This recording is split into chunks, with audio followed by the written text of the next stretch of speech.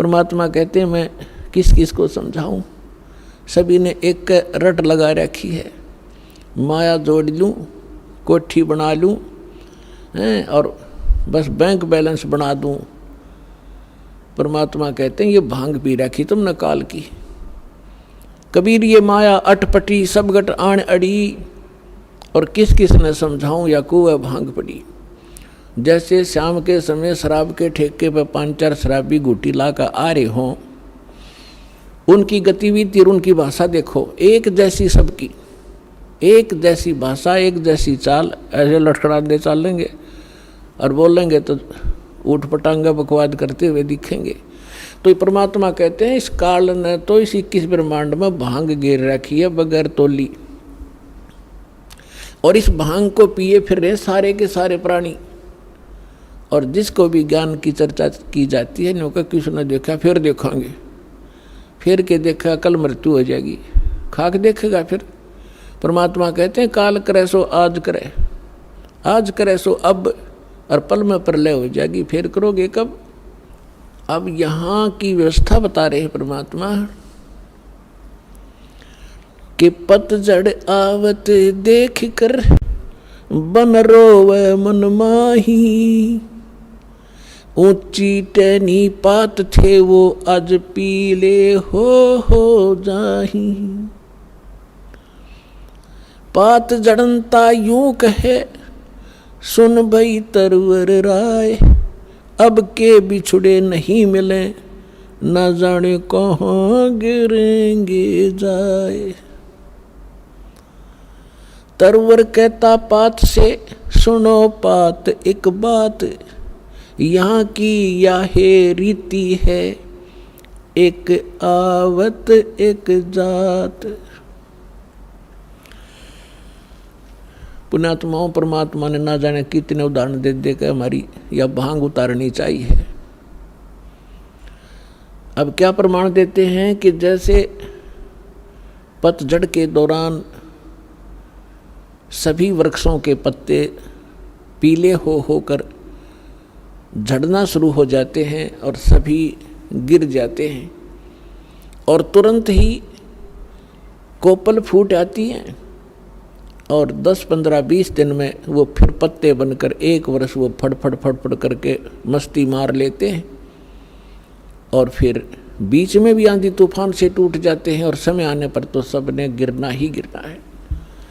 तो यहाँ परमात्मा याद दिलाते हैं कि पतझड़ आवत देख के जब प्रलय होगी सभी विनाश में आएंगे। तो यहाँ बता रहे हैं पतझड़ आवत देख के बन रोवे मन माही, ये ऊंची टहनी पात थे आज पीले हो जाही। अब जैसे हम बूढ़े हो गए, हमारे सफ़ेद बाल हो गए, सफ़ेद बाल हो गए तो ये समझ लो टिकट कटन वाली है, कट जायु कर दे। तो इसलिए ये प्रमाणित हो गया है कि अब अपनी तैयारी पकड़, भक्ति कर। फिर क्या बताते हैं कि पात झड़नता यूं कहे सुन भई तरवर राय। अब जैसे कोई बड़े पूरे परिवार में कोई सदस्य बीमार हो जाता है, रोगी हो गया, असाध्य रोग हो गया, और डॉक्टर ने बता दिया 10 दिन का मेहमान है या 1 महीने का मेहमान है। उस समय उसकी क्या स्थिति होती है, रिलेटिव आकर इकट्ठे होने लग जाते हैं, परिवार के सदस्य भी आसपास बैठ जाते हैं। तब वो खुद सोचता है कि अब के बनेगी, मेरे साथ कहाँ जाऊंगा। तो यहाँ उदाहरण दे रहे परमात्मा के पात जड़नता यूं कहे सुन भई तरवर राय। हे वृक्ष, यानी वृक्ष समझो एक परिवार, एक पत्ता टूट कर जा रहा है वो सदस्य परिवार का, और वो खुद कह रहा है कि ना जाने कहाँ गिरेंगे जाए, अब के बिछड़े फिर नहीं मिलेंगे, ना जाने कहाँ गिरेंगे जाए। तो फिर जो कुल के लोग बैठे होते हैं वो एक सांत्वना दिलाते हैं, और क्या कहते हैं, भाई यहाँ तो सब नहीं मरना है, ना कोई रहा 2 दिन आगे पीछे भी ये तो सब नहीं जाना है, परमात्मा का विधान है, चिंता ना कर, जो होनी थी होगी। बस इतना संतोष देकर हम उसका दिल डांटते हैं। ऐसे ही उदाहरण दे रहे परमात्मा कि वृक्ष कह रहा है, वो तरवर कह रहा है, तरवर कहता पात से सुनो पात एक बात, यहाँ की यह रीति है एक आवत एक जात। दादा मर गया, पोता पैदा हो गया, 50-60 वर्ष वो पोता नाच कूद लेगा, फिर वो मरेगा, उसका पोता तैयार हो गया। तो परमात्मा कहते ये क्या जीवन है तुम्हारा, तुम इसी को फाइनल मान लिया। इसका एक विकल्प है, अभी तक नहीं था, अब इसका अल्टरनेट प्राप्त है, फिर इसको ग्रहण करो। जब तक हमारे साथ धोखा हुआ सो हुआ, अब तो सतर्क हो जाओ। ये जीवन नहीं है, ये संसार ठीक नहीं है, ये आपका नहीं है। काया तेरी है नहीं, ये माया कहाँ से हो, चरण कमल में ध्यान रखो हो, इन दोनों को खो। जब तेरा शरीर तेरा नहीं, मूर्ख तो कोठी और बंगलो नारी बैंक बैलेंस ना अपना क्यों कर मान बैठा, या बुद्धि कहाँ भ्रष्ट हुई तेरी। जब काया तेरी है नहीं, ये माया कहाँ से हो, चरण कमल में ध्यान रखो, भगवान की भक्ति करते रहो। तेरे पास माया है, इसको सदुपयोग कर, इसका अहम मत बना, इसमें ममता मत रख, या तेरी नहीं है। ऐसे समझ ले जैसे होटल में जाकर रेस्टोरेंट में कोई सेठ व्यक्ति रह रहा है, वहाँ की कुर्सी मेज पलंग टीवी सारा कुछ उपलब्ध है, आपको एसी लगा है, कूलर लगे हैं, पंखे लगे हैं, ट्यूब हैं, आप उनको प्रयोग कर रहे हैं, करते रहो, क्योंकि आपका जो रेंट लग रहा है किराया चलते समय आपका नहीं है। वो कहते उन कुर्सियाँ ना अपने समझ बैठे और उस टीवी ने ठा के चालन दे, कोई नहीं जान देगा वहाँ से। तो ऐसे ही संसार में रहिएगा आप एक होटल की तरह, जैसे होटल में आप रह रहे हो उसी सुविधा आपको प्राप्त है, लेकिन जो मूल उद्देश्य है आपका उस होटल में रहने का, वो मत भूलिए। होटल में कौन जाता है, रेस्टोरेंट में? जैसे व्यापारी लोग गए दूर देश में जाकर वहाँ होटल में धर्मशाला में कमरा किराए पर ले लिया, वो उद्देश्य क्या उनका जाने का? क्या उन कुर्सी मेज पलंगों पर लेटा रहने का थोड़ा ही है। उसका उद्देश्य है कि मैं बिजनेस करूं, अच्छा सौदा खरीदूं और बेचूं और धनी होकर के लाभ प्राप्त करके मैं धनी बनकर वापस लौटूं। तो जो सेठ साहूकार जो पूंजी लेकर गया था, उस पूंजी से उसने सौदा किया और दुगने तिगने चुगने करके अपने घर पे आ गया, तो साहूकार कलाया। और उसका दूसरा साथी उतने पैसे पूंजी लेकर गया था, वो सारा दिन मस्ती मारता रहा, घुटी छुटी लावर सो जावे, और उन सारे सोफे और पलंग को अपना मान बैठा हो नशे में। जब उसकी पूंजी नष्ट हुई, जो ले गया था सौदा करने के लिए, तो उसके बाद उसको धक्के मारकर बाहर निकाल दिया गया रेस्टोरेंट से, क्योंकि वो कंगाल हो गया। और जो उद्देश्य लेकर गया था वो किया नहीं, तो वो फिर मजदूर लगता है आके किसी साहूकार के। इसके विषय में परमात्मा हमें याद दिलाते हैं, ये सौदा फिर नहीं संतो, यो सौदा फिर नहीं, ये सौदा फिर नहीं रे संतो, यो सौदा फिर नहीं। लोहे जैसा ताव जात है, लोहे जैसा ताव जात है, काया दे सराही रे संतो, यो सौदा फिर नहीं। 3 लोक और भवन चतुर्दश, 3 लोक और भवन चतुर्दश, सब जग सौदे आही रे संतो, यो सौदा फिर नाही। ये सौदा फिर नाही रे संतो, यो सौदा फिर नाही। दुगने तिगने किए चौगने, दुगने तिगने किए चौगने, और किन्हू मूल गवाई रे संतो, यो सौदा फिर नाही। यो सौदा फिर नाही रे संतो, यो सौदा फिर नाही। यो तम टूटे पिंडा फूटे, ये दम टूटे पिंडा फूटे, हो लेखा दरगाह माही रे संतो, यो सौदा फिर नाही। ये सौदा फिर नाही रे संतो, यो सौदा फिर नाही। जा दिन की मोए डरनी लागे, जा दिन की मोए डरनी लागे, लज्जा रे अकनाही रे संतो, यो सौदा फिर नाही। यो सौदा फिर नाही रे संतो, यो सौदा फिर नाही। फिर बताते हैं कि कुल परिवार तेरा सकल कबीला, कुल परिवार तेरा सकल कबीला, मसलत एक ठराही रे संतो, यो सौदा फिर नाही। बांध पिंजड़ी आगे धर लिया, बांध पिंजड़ी आगे धर लिया, फिर मरहट में ले जाई रे संतो, यो सौदा फिर नाही।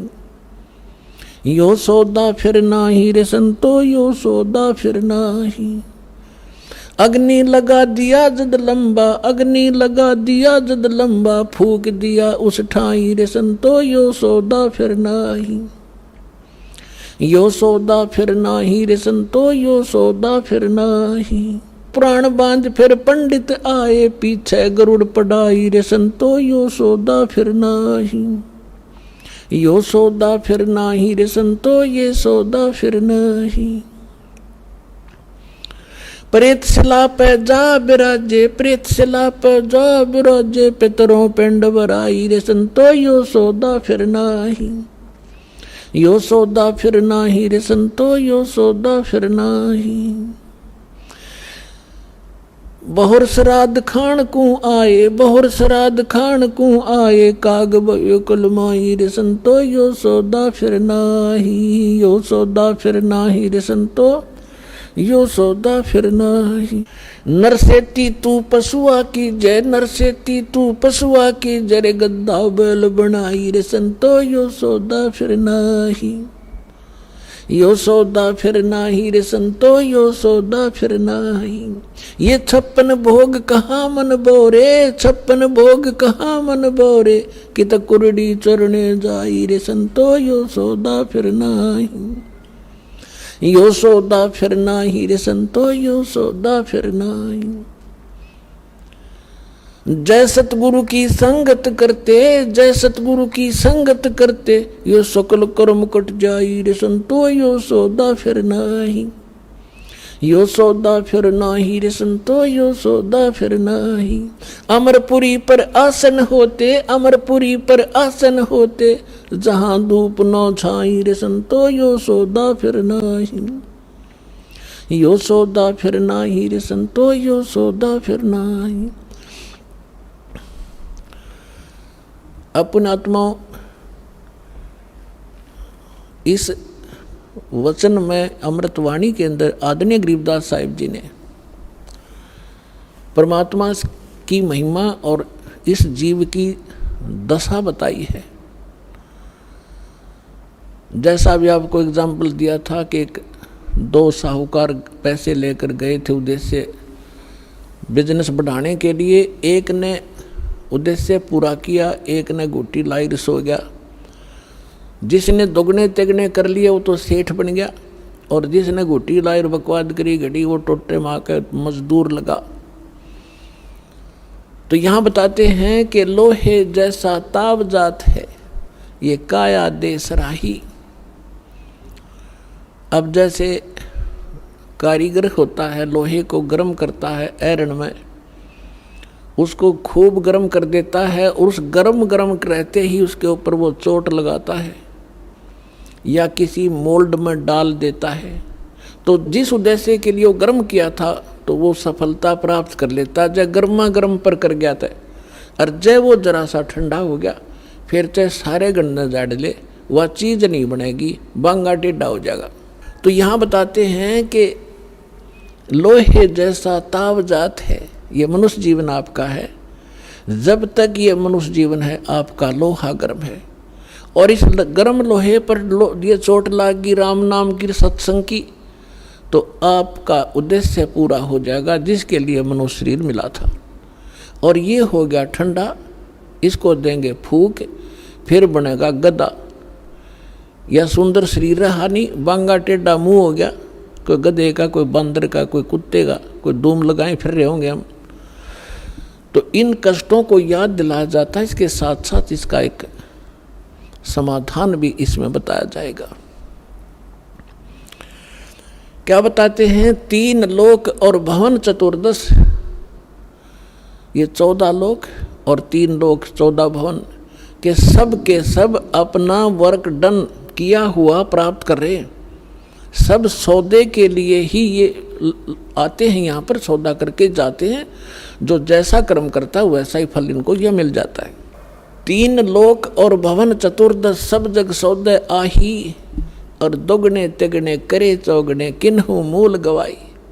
ये मनुष्य जीवन के श्वास आपकी मूल धन है, ये मूल पूंजी है। जो अच्छी आत्माएं हैं, जो सत्संग में आते हैं, उनको परम संत मिल जाते हैं, शास्त्र उनको साधना प्राप्त हो जाती है, और मर्यादा में रहकर अपने उद्देश्य को ना भूलकर आजीवन भक्ति करते हैं, तो वो दुगुने तिगुने चौगुने कर लेते इस मूल धन के। और जो केवल सारा दिन राजनीति में गुटी सुटी लाई ताश खेले बकवाद घड़ी पेट भरने के लिए धंधे में लागे रहे, बस उसी को फाइनल मान लिया, तो कहते उन्होंने मूल गंवा दिया, वो मूल धन नष्ट कर दिया, मनुष्य जीवन को बर्बाद कर दिया। उसके बाद फिर क्या होगा? कहते हैं ये दम टूटे, श्वास खत्म होंगे, ये शरीर नष्ट हो जाएगा, समाप्त होगा। फिर जीवात्मा तो ऊपर ले जाएंगे पकड़ कर यम के दूत, और पीछे से ये नकली धर्मगुरु हमारे इसकी क्रियाक्रम पर ला देंगे हमने, और वहाँ उसकी दुर्गति हो रही होगी ऊपर, यहाँ हम क्रियाक्रम करके उसकी गति की चिंता कर रहे होते। क्या बताते हैं कि उस दरगाह में मार पड़ेगी, यम पकड़ेंगे बाहीं। जिन्होंने परम संत सतगुरु रूप में प्राप्त नहीं हुए, सत्साधना नहीं की, उनको यम के दूत पकड़ कर ले जाते हैं, और जिनको संत मिल गए सत्साधना कर रहे हैं, उनको यम के दूत नहीं ले जाते, उनको जहाज में बिठाकर भगवान ले जाता है। कबीर साहब कहते हैं आए हैं सो जावेंगे ये राजा रंग फकीरे, एक सिंहासन चढ़ चले एक जूड़े जात जंजीरे। आने और जाने में बहुत अंतर रहेगा। कबीर साहब कहते हैं जो जन्मे हैं वो मृत्यु तो होगी। आए हैं सो जावेंगे राजा रंग फकीर, लेकिन राजा रंग जो भक्ति नहीं करते और फकीर साधक जो संत कर भक्ति करता है, उनके जाने में बहुत अंतर होगा। एक तो सिंहासन चढ़ चले विमान में बैठ कर जाएंगे, और एक बांध के ले जाएंगे जिनको यम के दूत, तो बहुत अंतर हो गया। अब क्या बताते हैं कि कुल परिवार तेरा सकल कबीला मसलत एक ठहराई। जब आपका शरीर पूरा हो जाएगा, श्वास छूट जाएंगे, जीव निकल जाएगा, तो आपके अंतिम संस्कार के लिए आपके कुल के लोग तुरंत एक राय कर लेंगे, उठाओ जल्दी और फूको, फाइनल करो इसको। कुल परिवार तेरा सकल कबीला मसलत एक ठहराई, सब ने एक सलाह बना ली, और बांध पिंजड़ी आगे धर लिया मरघट में ले जाई। अग्नि लगा दिया जद लंबा फूक दिया उस ठाई। अब शरीर का तो कर दिया काम। अब क्या शुरुआत की?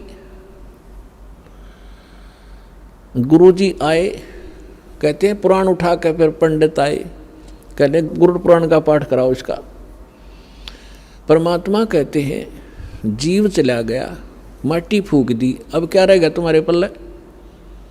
अब गुरुड़ पुराण का पाठ कराते हो, उसको कौन सुनेगा? थारे गुरुड़ पुराण ने। और क्या लिखा उस गुरुड़ पुराण के अंदर? गुरुड़ पुराण को अगर पढ़ाना था तो उसके जीते जी पढ़ाना चाहिए था। जैसे गुरुड़ पुराण के अंदर लिखा हुआ है कि जब ये प्राणी शरीर छोड़कर जाता है, और जिसने भक्ति नहीं की होती, दान धर्म नहीं कर रखा है, यम के दूत पकड़ कर ले जाते हैं, और आगे फिर उसको भंडारे चल रहे होते हैं, और उसको नंगे पैरों घसीट कर ले जाते हैं। उसको भूख लगी है, प्यास लगी है, और वो देखता है सामने, और यमदूतों से कहता है मुझे खाना खा लेने दो। वो कहते हैं नहीं, तेरे लिए अलाउड नहीं है, पहले धर्मराज के पास चल, फिर पूछेंगे अगला तेरा क्या हिसाब किताब करना उन्होंने। तो ऐसी दुर्गति होती है। फिर गुरुड़ पुराण में बताया जाता है जिसने ऐसे कर्म किए उसका हाथ कटा, जो ऐसे कर्म करता वो अंधा होता है, जो ऐसे कर्म करता है उसको उसका बेटा मर जाता है। तो परमात्मा कबीर जी कहते हैं कि तुमने वो गुरुड़ पुराण उसको पहले पढ़ाना चाहिए था, ताकि वो बुराइयां बचता और पाप कम करता, भगवान भज लेता, डरता। अब वो गदा बनने की तैयारी करे, तुम गुरुड़ पुराण पढ़ाने लग रहे हो वहाँ पर। सारे उल्टी रीति। अब क्या बताते हैं परमात्मा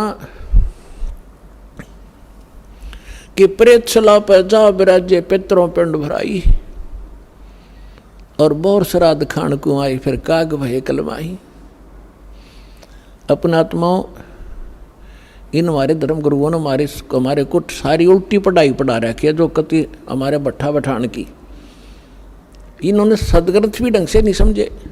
अब देखो हमारे सदग्रंथ क्या है, जैसे जंगल है वन, और वन के अंदर हर तरह के पौधे होते हैं, हर तरह की बूटियां होती हैं, जो उसमें सबका वर्णन है, सबकी। जैसे कोई औषधियों की बुक है, उसमें प्रत्येक बूटी का डिफाइन कर रखा है, ये इसका ऐसा रंग है, ऐसे पत्ते हैं, इतनी हाइट होती है उसको, वो और काम किस में आती है वो भी लिखा होता है। तो उसमें ऐसी जड़ी बूटियाँ भी होती हैं जो हानिकारक भी होती हैं। तो इन्होंने हानिकारक सेलेक्ट कर रखी है इन ग्रंथों से, और इनमें और भी वर्णन कर रखा है कि ऐसा करने से सारा काम निमट जाएगा।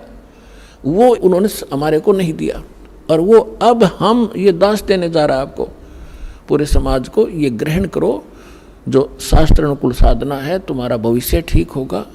और यहाँ से जब जाओगे परमात्मा के विमान में बैठ कर जाओगे, ऐसी साधना दास आपको बता रहा है। अब जो प्रसंग चल रहा है कि कहते हैं अब यो आसौज का महीना आ गया। इस आसौज के महीने में इन्होंने 16 दिन सेलेक्ट कर रखे। 16 दिन सेलेक्ट कर लिए, मौज से लेकर पनवासी तक। अमावस्या भी साथ ले लेंगे और पूर्णमासी। इन दिनों में तो इन्होंने ऐसे बना रखे महीने कि इन्हीं दिनों में कोई आठम ने, कोई छठने, कोई सातम और दूजने, पहले प्रथम ने, कोई ना कोई किसी तिथि को तो मरेगा, किसी महीने मरो। वो सिलेक्ट कर लेते हैं कि तेरा पिता आठम न मरा था, तो आज सोच लागते ही आठम ने तना अपने पिता का श्राद्ध करना पड़ेगा। क्यों करना पड़ेगा? कि स्वर्ग में भूखा बैठा है। सारा भले आदमियों, वो स्वर्ग भी किसने बना दिया जिसमें पानी मिलता ना रोटी मिलती। नो कहो नरक में जा लिया। अब यहाँ क्या बताना चाहते हैं कबीर साहब ने हमें हर तरह से समझाया है। रे भोली सी दुनिया सतगुरु बेन कैसे सरिया, रे भोली सी दुनिया सतगुरु बेन कैसे सरिया। अपने लला के बाल उतरवावे देख के चीना लग जइया। अपने लला के बाल उतरवावे देख के चीना लग जइया। एक बकरी का बच्चा लेके उसका गला कटैया, रे भोली सी दुनिया सतगुरु बेन कैसे सरिया, रे भोली सी दुनिया। अब सतगुरु बिना ये निर्णय कौन करे तुम्हारे को? बुढ़िया लेकर जाओगी गुड़गांव माड़ी पे अपने पुत्र वधू नर पोते ने। वहाँ एक नाई बैठा होता है और हमारे गलत धारणा पैदा कर रखी है कि ये पहले बाल वहाँ कटवाओ अपने इष्ट दाम पे। और वो नाई जब बार 5 रुपया में बाल कटते होंगे ना, वो 20 मांगेगा, क्योंकि उसने पता है मजबूरी में यहाँ पे देंगे। सबको जल्दी होती है। तो बुढ़िया कहेगी नाई के ने ले बे नाई के मेरे पोते के बाल तार दे, माता का चढ़ाऊंगी। अब वो नाई लागे पिनान कैची ने जल्दी क्यों ना घने काटने हो ना उस दिन तक। तो बुढ़िया ने कहेगी रे ध्यान दे काचा सिर से मेरे लला का, कहते कैंची लाग जाए बेटा दर्द होगा इसके। अब परमात्मा कहते हैं अपने लला के बाल उतरवावे देख कैंची ना लग जइया। एक बकरी का बच्चा लेके उसका गला कटैया, रे भोली सी दुनिया। एक बकरी का बच्चा लेकर बलि चढ़वा दिया, वो किसी का बालक ही नहीं था। अब पुण्यात्माओं, अब बच्चे नहीं हो आप, बुद्धिमान समाज है, सदग्रंथ हमारे पास हैं। इस तराजू से तोल के देखियो तत्व ज्ञान से और पुरानी साधनाओं को। अब वो क्या करेगी माई? नाई के ने काट दिए बाल किते दे दिए उसके हाथ में, ले बुढ़िया जाकर चढ़ाओगी मंदिर में मंदिर में बैठा पुजारी उसने उठा होगा और कट्टे में ठोक देगा, और सांझ ने उस बोरी ने कुर्डियाँ पे फेंक देगा बाड़ा ने, और गुना बैंक में जमा करा होगा वो, उसने बाहर ही फेंकने हैं, आप कटवा के कितना डालो, इसमें कोई बात हुई है। तो ये हमारे को डर पैदा कर रखा था, कहते देवी रूठ जा, तुम्हारा ईष्ट रुष्ट हो जा। अब क्या बताते हैं परमात्मा, रे भोली सी दुनिया सतगुरु बिन कैसे सरिया, रे भोली सी दुनिया सतगुरु बिन कैसे सरिया। फिर क्या बताते हैं भाई, कच्चा पक्का भोजन बना के माता धोकने गैया, कच्चा पक्का भोजन बना के माता धोकने गैया, उस माता ऊपर कुत्ता मुते वो क्यों ना मर गैया, रे भोली सी दुनिया सतगुरु बिन कैसे सरिया। हमने देखा हमारी दादी माता धोकन की तैयारी कराया करती, जब हमारी ताई चाचियों को कहती थी माता को कि माता का भोजन बनाओ जल्दी, वो देर कर देती तो इन्हों के बना दे फटाफट। उन्हें पता था बुढ़िया ने कुत्ता ने खाना, और खुड़ा माता खाओगी उड़े कि साहब बना दो जल्दी देर हो है।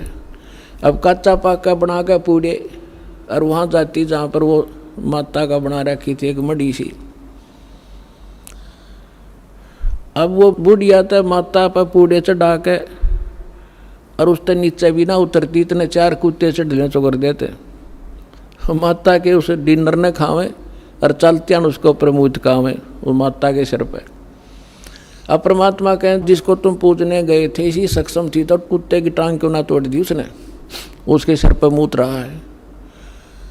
तो पुण्यात्माओं, ये जो साधनाएं हम किया करते थे, आज हमें हंसी आवे है और रोना आ रहा है कि हमारे पूर्वज नाश कर गए अपने जीवन का, इन मूर्खा के बहकाए हुए। अब क्या बताते हैं परमात्मा,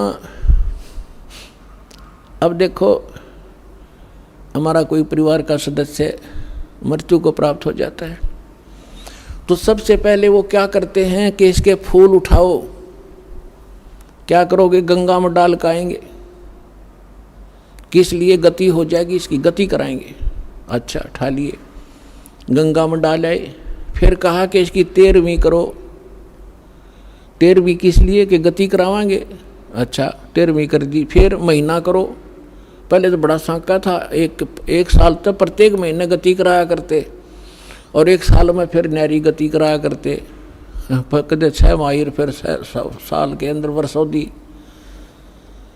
ये सारा कुछ कर दिया। फिर कहने लगे श्राद्ध शुरू करो, किस लिए कि उसकी गति करावेंगे। फिर पिंड भरवा काओ, किस लिए कि गति करावाएंगे। परमात्मा कहते हैं कहाँ छोड़ दिए लाके। अब क्या बताते हैं, जैसे सरहदी बावेंगे, हमने सब ने पता, अपने भी पता, हमने भी खूब ये डले डो रखे हैं। पंडित जी आवेगा, भोजन बनावेगा, और फिर सबसे पहले कहेगा छत पर रख दो, किस लिए कि हो सके तुम्हारा बाप कौवा बन गया हो, और कौवे ने भोग ला दिया, समझ लो भोग ला गया तुम्हारे पिता को।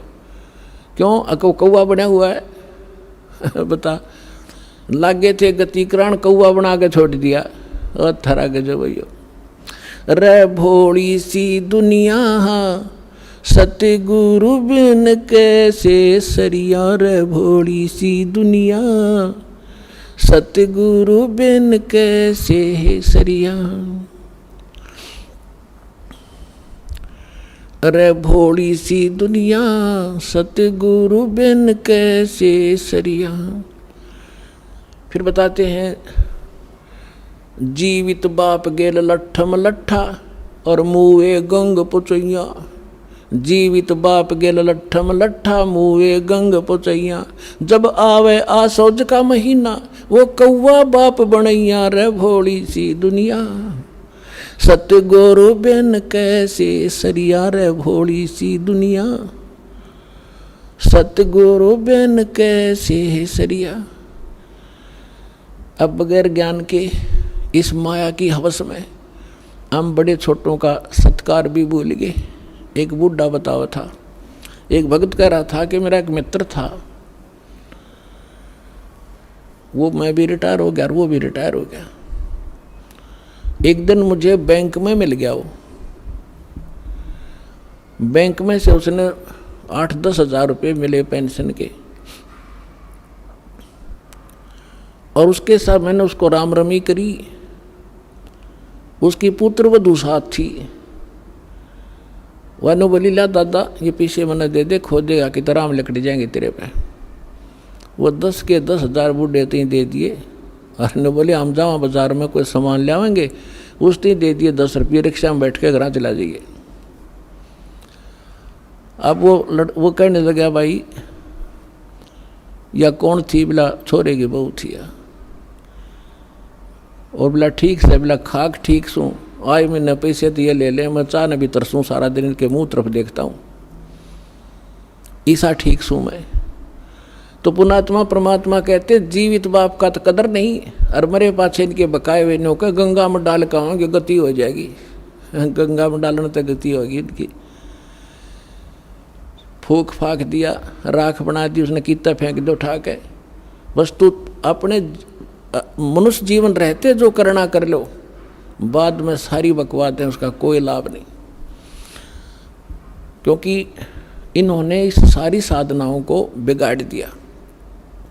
जो कुछ उस जीव को लाभ होना था जीवित समय में, जो विशेष लाभ होना जीवित समय में होना है, मृत्यु के उपरांत जो साधना वो करवाते हैं ना, मृत्यु के उपरांत उसकी गति करा देंगे। आज तक तो किसी गति हुई नहीं। और जिनके जो पितृ दोष हैं, जो आपके ऊपर कोई बाधाएं हैं, अब आपको ऐसे मंत्र आपके माध्यम से ऐसे पुनर्वर्तमान में कराए जाएंगे कि उनका भी छुटकारा हो जाएगा। आपकी अगली पिछली आने वाली पीढ़ियां सभी का उद्धार हो जाएगा। ये पुराना जो लोक वेद है उसके आधार से कुछ भी साधना आप नहीं करोगे, इसको त्याग दो। अब क्या बताना चाहते हैं कि जय सतगुरु की संगत करते ये सकल कर्म कट जाई, अमरपुरी पर आसन होते जहाँ धूप ना छाई। गरीबदास साहिब जी ने बताया है कि यदि सतगुरु की शरण मिल जाती तो ना तो आप प्रेत बनते और ना ही पिंड भरवान की आवश्यकता पड़ती। और क्या बताते हैं, जो साधना ये किया करते थे उसका रिजल्ट क्या होता था। भूत जुनी जा छूटत है पिंड दान करते, गरीबदास जिंदा कहे भाई ने नहीं मिले भगवंते। अब धर्मदास जी अपने हिंदू धर्म में जन्मे थे, यही साधनाएं भ्रमित वो कर रहे थे। तो परमात्मा ने उनको समझाया था कि जो तुम पिंड दान करते हो उससे भूत जूनी छूट सकती है, लेकिन भगवान नहीं मिल सकता। अब भूत जूनी छूट गई और गधा योनी पक मिल गई तो खाक गति कराई।